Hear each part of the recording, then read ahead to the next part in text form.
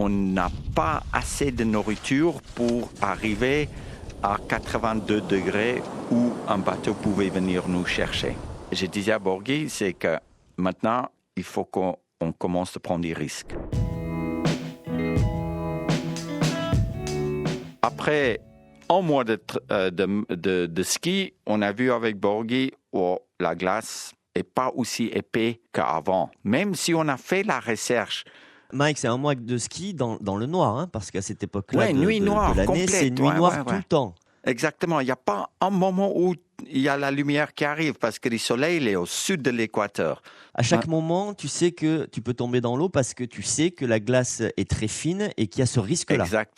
Exact. Et puis, normalement, quand tu tombes dans l'eau à moins 40, quand tu es dans l'eau, tu es chaud. Hein? C'est parce que l'eau fait moins 2. Ça veut dire que quand tu es à l'extérieur, c'est moins 40. Tu tombes dans l'eau, la première sensation, c'est « Waouh, il fait chaud, mais tu es nickel !» Et puis après, tu dis que tu peux rester peut-être 5-10 minutes comme ça. Et puis une fois que tu sors, c'est là où tu te mets de nouveau à moins 40 et c'est là où tu vas geler. Ça veut dire que tu dois aller très rapidement. Du moment quand tu sors de l'eau, c'est normalement là où tu crèves. Et là, justement, quand tu es tombé, qu'est-ce qui s'est passé? Tu as été moins vigilant? Tu étais moins concentré? Exactement. Ça veut dire que pendant plus que presque 90 jours, on a tellement fait attention.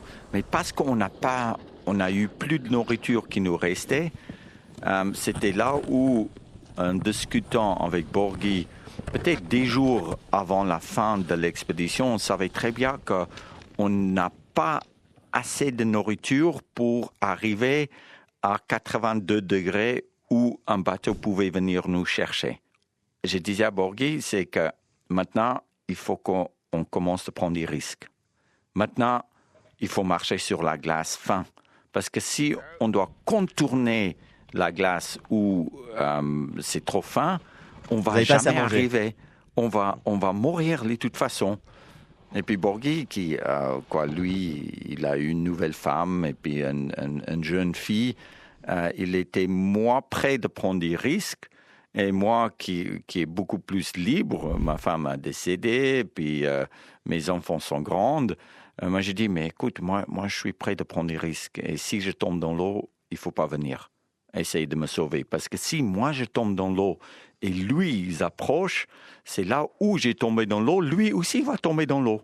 Et là, je marche tout d'un coup, la glace brise, je tombe dans l'eau, je parte un peu en arrière d'essayer de rattraper la glace plus solide qui était à 1 mètre de moi, derrière moi. Et puis, du courant m'amène dans une brèche d'eau et je trouve pas la glace solide. Avec un ski qui a traversé la neige, en fait, maintenant, la neige était tout simplement posée sur l'eau. Il n'y avait pas la glace. Et on ne voit pas la différence entre la neige posée sur l'eau et la glace qui flotte sur l'eau. Tout est blanc et il fait nuit noire. Et là, je me fais tirer au fond. Et puis, je savais très bien qu'une erreur comme ça va me coûter ma vie.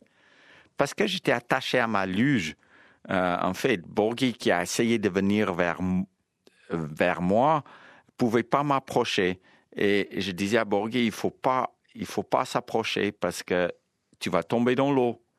Il y avait un moment que j'étais au fond de l'eau, que je pousse mon pied à travers de la neige mouillée et je remonte en fait sur la neige mouillée, je roule sur la neige mouillée et j'arrive de nouveau sur la glace qui était plus solide. Borghi, qui retire la luge qui est attachée à mon dos, il ouvre la luge, il sort la tente, il monte la tente avec moi en quelques secondes.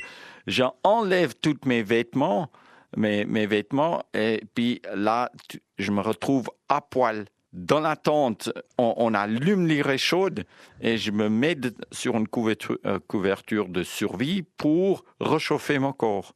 Ouais, tu fais ça parce que sinon, tu aurais gelé intégralement. Exactement. Là, tu es foutu. Si tu n'arrives pas tout de suite à réchauffer ton corps, l'hypothermie installe et puis dès qu'elle est là, tu es fini. Et de survécu, cette petite épisode où j'ai tombé dans l'eau les jours avant d'arriver au bateau, pour moi, c'était juste, je peux dire, ça c'est encore la chance que j'ai eue comme une journée de chance dans ma vie d'un explorateur. Planète Lisa sur France Bleu.